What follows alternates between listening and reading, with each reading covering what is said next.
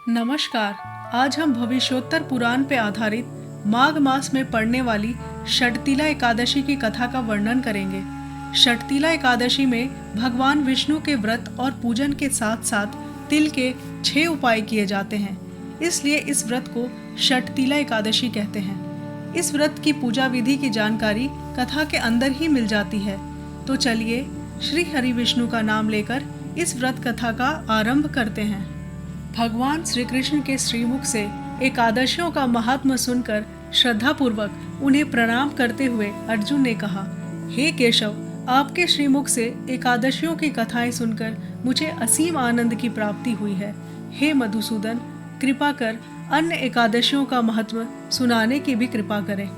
श्री कृष्ण ने कहा, हे अर्जुन, अब मैं माघ मास के कृष्ण पक्ष की षटतिला एकादशी की कथा सुनाता हूँ।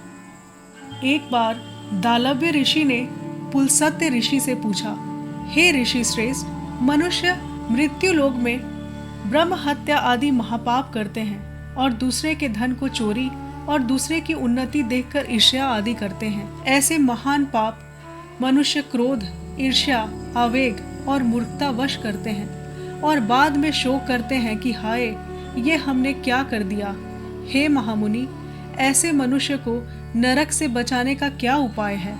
कोई ऐसा उपाय बताने की कृपा करें जिससे ऐसे मनुष्यों को नरक से बचाया जा सके, अर्थात उन्हें नरक की प्राप्ति न हो। ऐसा कौन सा दान पुण्य है जिसके प्रभाव से नरक की यातना से बचा जा सके? इन सभी प्रश्नों का हल आप कृपया पूर्वक बताइए।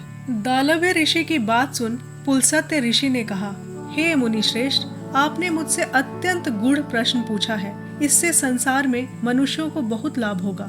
जिस रहस्य को इंद्र आदि देवता भी नहीं जानते हैं, वह रहस्य मैं आपको अवश्य सुनाऊंगा।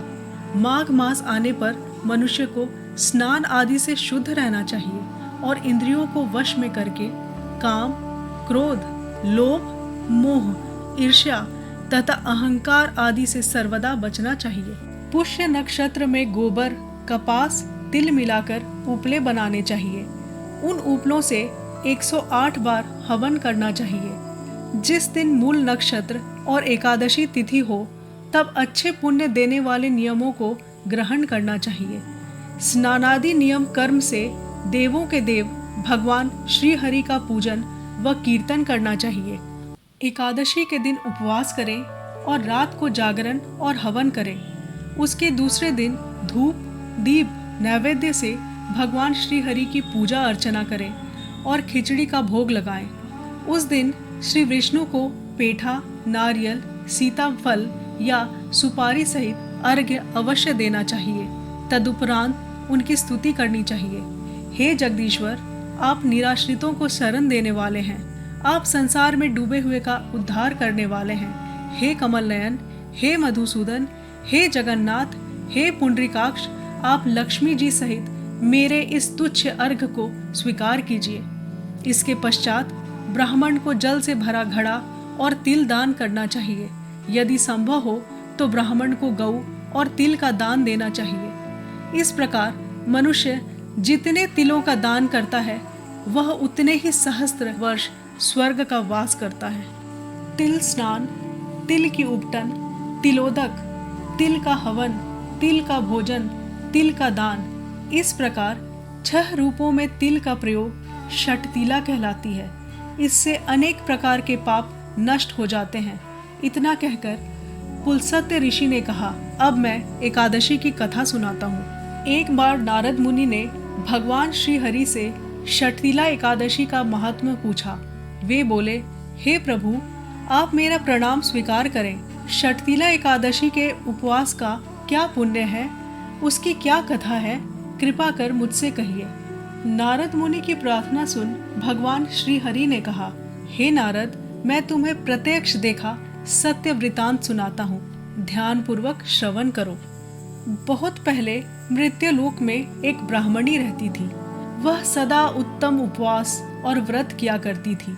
एक बार वह 1 मास तक उपवास करती रही। उससे उसका शरीर बहुत कमजोर हो गया।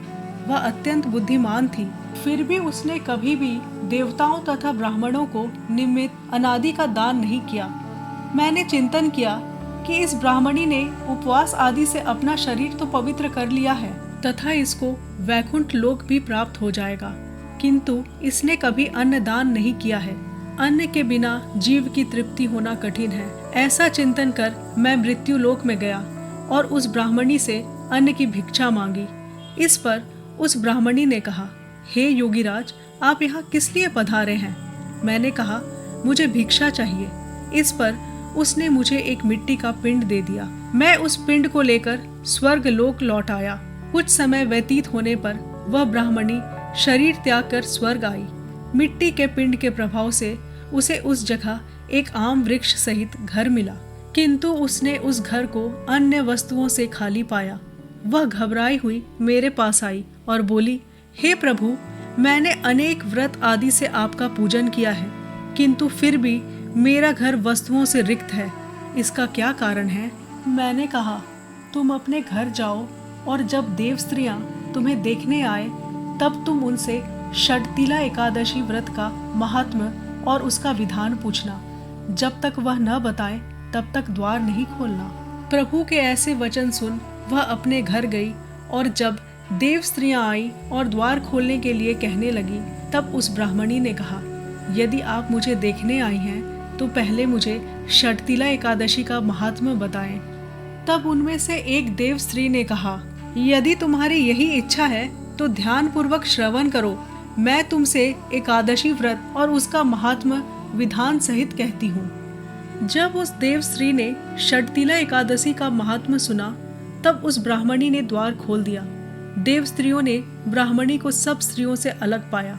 उस ब्राह्मणी ने भी देव स्त्रियों के कहे अनुसार षटतिला एकादशी का उपवास किया और उसके प्रभाव से उसका घर धन धान्य से भर गया। अतः हे पार्थ, मनुष्यों को ज्ञान को त्याग कर षटतिला एकादशी का उपवास करना चाहिए। इस एकादशी व्रत के करने वाले को जन्म जन्म की निरोगता प्राप्त हो जाती है। इस उपवास से मनुष्य के सभी पाप नष्ट हो जाते हैं। भगवान विष्णु और माँ लक्ष्मी की कृपा आप और आपके परिवार पे सदा बनी रहे। आपको अगर ये वीडियो पसंद आया हो तो कृपया मेरे वीडियो को लाइक और चैनल को सब्सक्राइब ज़रूर करिएगा।